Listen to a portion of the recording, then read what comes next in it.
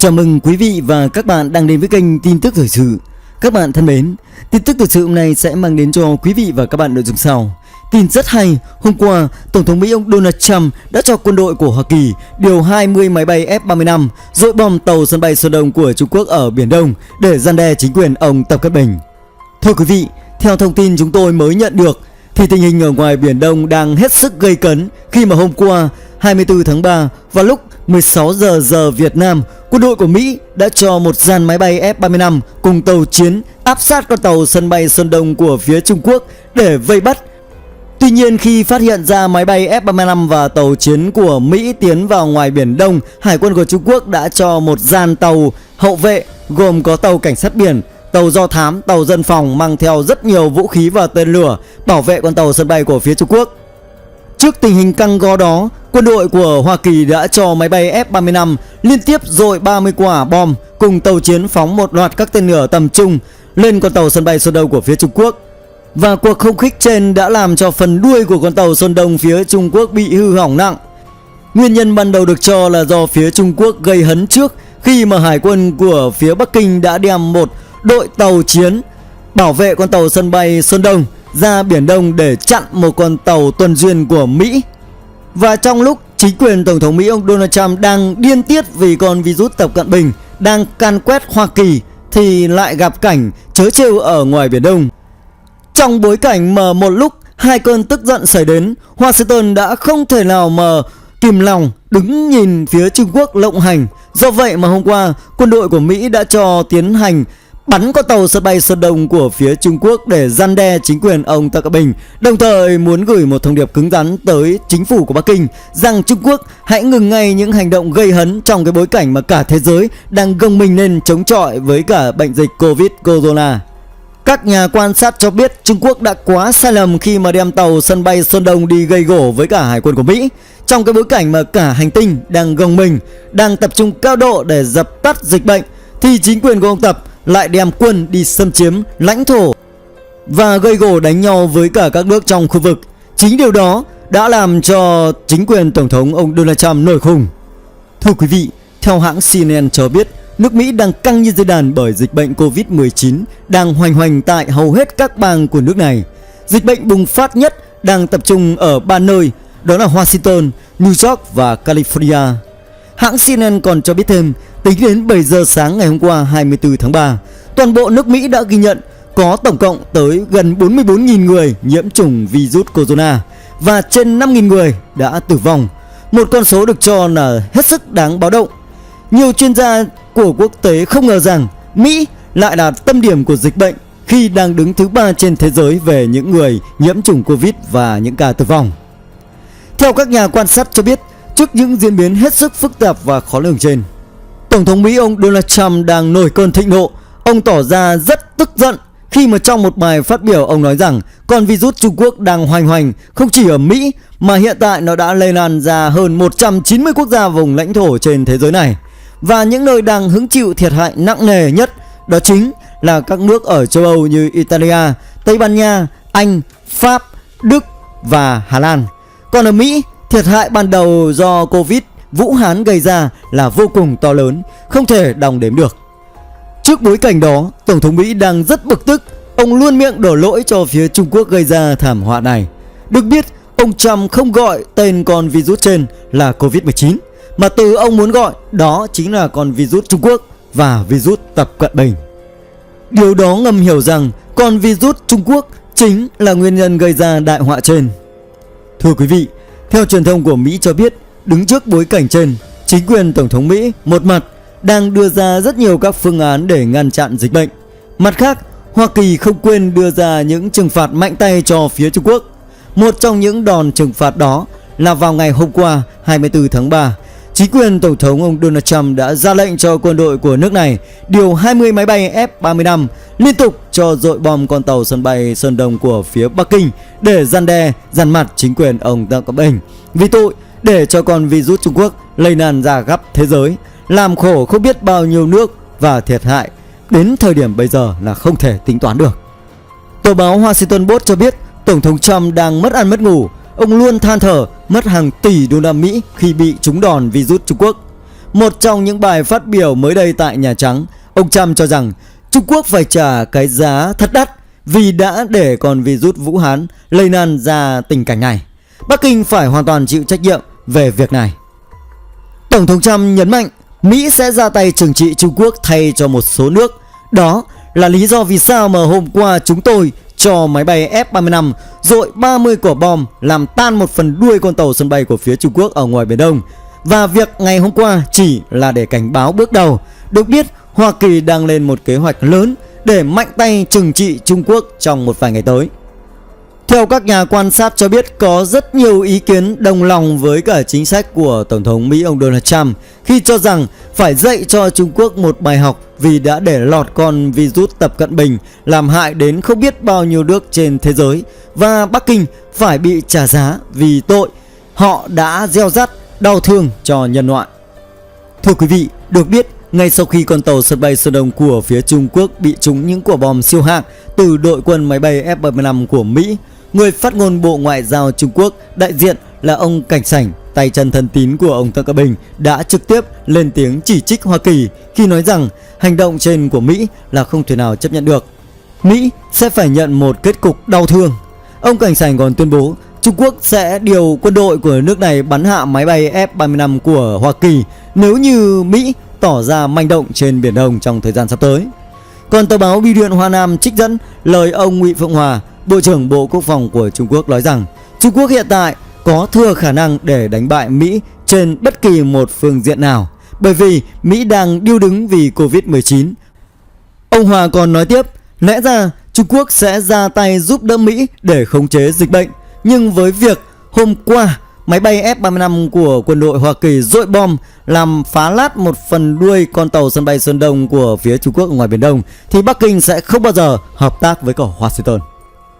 Thưa quý vị, theo các nhà quan sát cho biết, Tổng thống Donald Trump đã đứng ngồi không yên trong những ngày vừa qua vì dịch Covid-19 đang hoành hành tại Mỹ. Ông tức giận đến nỗi mà không gọi tên theo tên của Tổ chức Y tế Thế giới WHO đặt ra, mà cái tên ông gọi đó chính là virus Tập Cận Bình, virus Trung Quốc hay virus Vũ Hán. Ông lý giải cách gọi của ông là hoàn toàn đúng khi nó xuất phát từ Trung Quốc mà ra. Đến nay thì ông cũng không bận tâm đến việc tranh cãi việc gọi tên nữa, mà việc bây giờ ông cho rằng Mỹ cần tập trung cao độ để dập tắt sự lây lan của virus Trung Quốc. 2. Washington sẽ liên tục ra tay trừng trị Trung Quốc ở tất cả các mặt trận, đặc biệt là ở vấn đề Biển Đông, bởi vì Trung Quốc vẫn tỏ ra rất hung hăng và Mỹ cho rằng Bắc Kinh chính là mối đe dọa cho toàn nhân loại.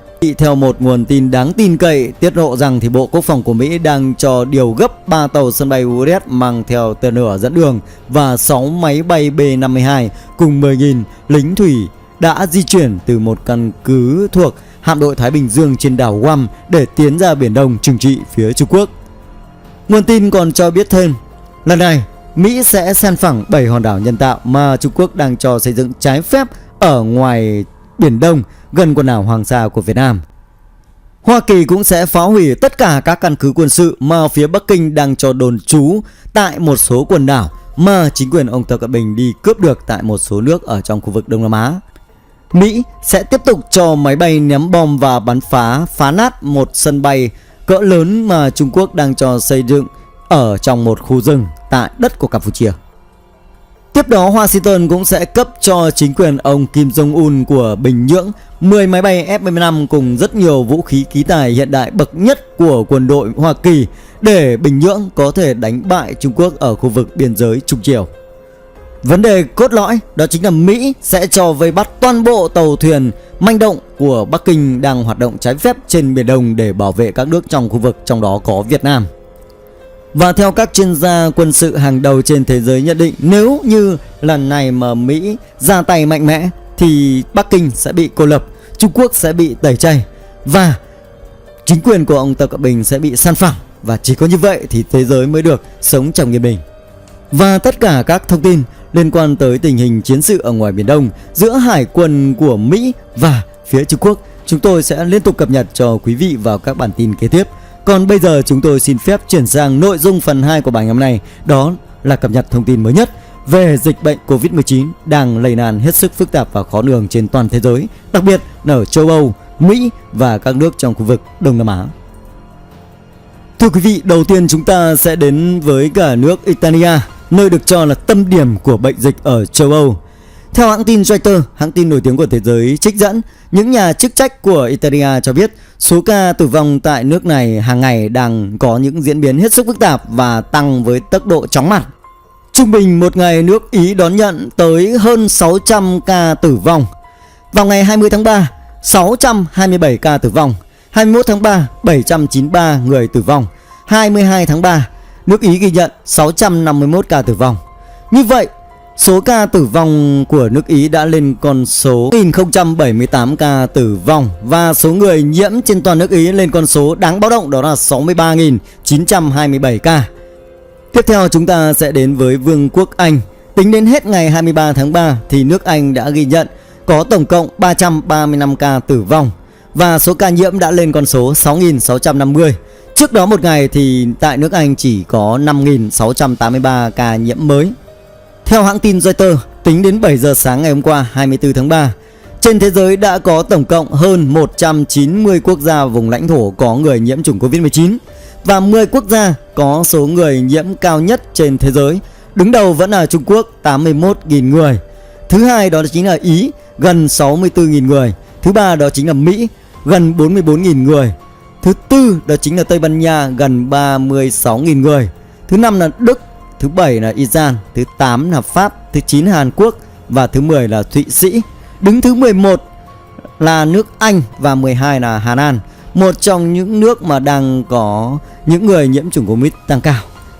Như vậy, chốt đến 7 giờ sáng ngày hôm qua 24 tháng 3 thì trên toàn thế giới đã có tổng cộng 378.492 người nhiễm và 16.495 người đã tử vong. Italia đã có một ngày đáng báo động khi số người tử vong tại nước này lên con số 462 người, một con số hết sức đáng báo động. Tây Ban Nha đã trải qua ngày tồi tệ nhất kể từ khi dịch Covid-19 bùng phát tới nay. 462 người đã tử vong và 4.517 ca đã nhiễm mới tại xứ sở bò tót này. Số người nhiễm mới tại xứ sở bò tót cao hơn tất cả số ca nhiễm mới trên toàn thế giới tính đến hết ngày 23 tháng 3. Số liệu được Bộ Y tế Tây Ban Nha công bố vào chiều ngày hôm kia 23 tháng 3 khiến nhiều người cảm thấy bị sốc. Tổng số ca tử vong tại nước này đã lên con số là 2.182 người sau khi có thêm 467 ca tử vong chỉ trong 24 giờ qua. Tổng số ca nhiễm tại Tây Ban Nha đã vượt mốc 33.000 người, đứng hàng thứ tư trên thế giới sau Trung Quốc, Ý và Mỹ. Còn bây giờ chúng tôi sẽ cập nhật diễn biến mới nhất về chủng Covid-19 tại khu vực Đông Nam Á. Tại khu vực này có 10 nước thì có tới 8 nước có người nhiễm chủng Covid-19. Đứng đầu vẫn là Malaysia với 1.518 người, Thái Lan với 721 người, Indonesia với 579 người, Philippines với 462 người và đứng số 5 vẫn là Singapore với 455 người. Hiện tại thì Myanmar và Lào vẫn chưa có ca nhiễm tính đến hết ngày 23 tháng 3. Nhưng vào chiều ngày hôm qua 24 tháng 3 tại Lào, trong một cuộc họp báo vào chiều, đại diện Bộ Y tế của Lào đã cho biết nước này đã có 2 trường hợp dương tính với chủng Covid-19 đầu tiên. Thật đặc biệt khi vào chiều ngày hôm qua, Myanmar cũng ghi nhận có 2 trường hợp dương tính với chủng Covid-19. Như vậy, Lào và Myanmar là 2 nước cuối cùng tại khu vực Đông Nam Á báo cáo có người dương tính với chủng Covid-19. Như vậy, tính đến cuối giờ chiều ngày hôm qua 24 tháng 3 tại khu vực Đông Nam Á, có 10 trên 10 nước đã có trường hợp nhiễm chủng Covid-19. Thưa quý vị, có một cái tin được cho là rất mới đối với cả những ai quan tâm tới lĩnh vực thể thao. Khi mà vào chiều ngày hôm qua 24 tháng 3, cựu phó chủ tịch IOC đã quyết định hoãn Olympic Tokyo 2020. Trước cái tình hình dịch bệnh lây lan một cách hết sức phức tạp và khó lường thì ông Paul khẳng định trên tờ USA Today vào ngày hôm qua 24 tháng 3 rằng Ủy ban Olympic Quốc tế IOC đã quyết định hoãn Olympic Tokyo 2020 để tránh nguy cơ lây lan bệnh dịch Covid-19 đang bùng phát rất mạnh trên toàn thế giới. Và quyết định hoãn Olympic Tokyo 2020 được rất nhiều vận động viên cũng như là giới chức thể thao đồng lòng khi cho rằng tính mạng của các vận động viên và các huấn luyện viên mới là quan trọng. Còn việc thi đấu thể thao cũng rất quan trọng, nhưng chúng ta sẽ lùi sang một dịp thích hợp khác. Thưa quý vị, có một cái tin được cho là khá sốc khi mấy ngày vừa qua thì Trung Quốc ra một cái thông báo là nước này không có ca nhiễm mới nào trong những ngày vừa qua. Tuy nhiên, 2 ngày gần đây thì Bắc Kinh lại ra một thông báo là số ca nhiễm mới tăng cao. Trung Quốc đại lục đã chứng kiến sự tăng gấp đôi trong các trường hợp nhiễm Covid-19 do sự gia tăng nhảy vọt từ những du khách bị nhiễm bệnh đến từ nước ngoài. Trong khi đó, các ca nhiễm lây truyền tại địa phương xuất phát từ tỉnh Vũ Hán của Trung Quốc thì đã trong tình trạng giảm. Theo hãng tin Reuters, Ủy ban Y tế của Trung Quốc tính đến hết ngày 23 tháng 3 cho biết Trung Quốc có tổng cộng là 78 ca nhiễm mới, tăng gấp 2 so với một ngày trước đó. Như vậy, các ca nhiễm từ những người nước ngoài trở về từ vùng dịch là hết sức đáng báo động. Chúng ta cần phải theo dõi sát sao và cách ly để tránh lây nhiễm cho cộng đồng. Tổ chức Y tế Thế giới WHO cũng như các chuyên gia y tế hàng đầu trên thế giới khuyến cáo chúng ta rằng dịch bệnh đang bùng phát mạnh. Chúng ta không được hoang mang, nhưng nhất định chúng ta không được chủ quan và không được thờ ơ. Chúng ta phải nêu cao tinh thần bảo vệ bản thân, bảo vệ cộng đồng, bảo vệ những người thân của mình để tránh lây nhiễm bệnh dịch trong thời gian sắp tới. Và khuyến cáo người già nên ở trong nhà, không đến tụ tập những nơi đông người, đặc biệt khi ra ngoài đường thì phải đeo khẩu trang để tránh lây lan dịch bệnh. Và tất cả các tin tức liên quan tới tình hình dịch bệnh Covid-19 cũng như là tình hình về Biển Đông hay chiến sự ở biên giới Trung Triều và đất nước Campuchia, chúng tôi sẽ liên tục cập nhật cho quý vị vào các bản tin kế tiếp. Còn chương trình ngày hôm nay chúng tôi xin phép được tạm dừng tại đây. Các bạn đừng quên bấm vào nút đăng ký kênh và nút chuông báo để theo dõi những tin tức mới nhất được chúng tôi cập nhật hàng ngày. Chúc các bạn một ngày vui vẻ. Xin kính chào và hẹn gặp lại.